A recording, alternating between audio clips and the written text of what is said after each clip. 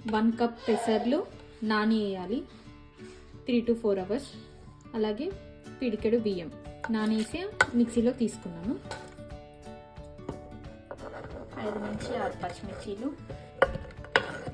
Inch అల్లం ముక్క, 1 spoon జీలకర్ర, 1 స్పూన్ సాల్ట్. ఇప్పుడు ఇది గ్రైండ్ చేసుకోవాలి.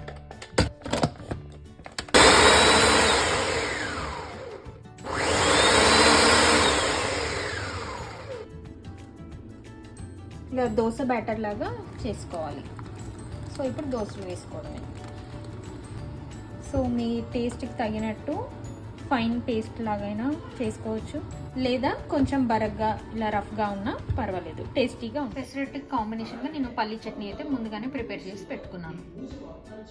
సో ఇప్పుడు దోశ వేసే ప్రాసెస్ చూద్దాం. మనం ఈ బ్యాటర్లో ఆల్రెడీ సాల్ట్ వేసాం.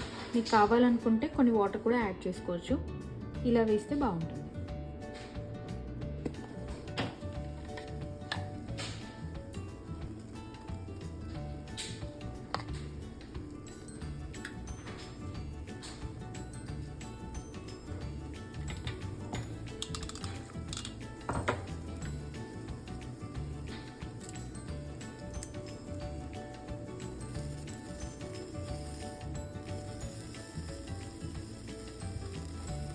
గీతో వేసుకుంటే చాలా బాగుంటుందండి.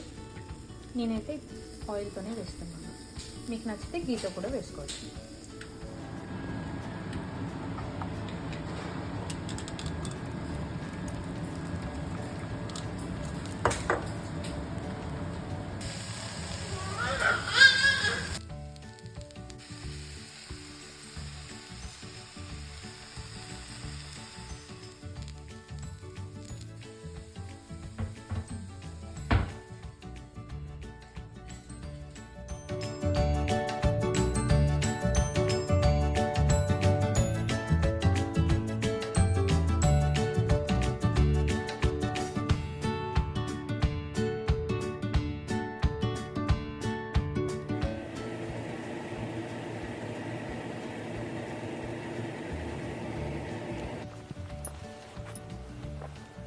అబ్బా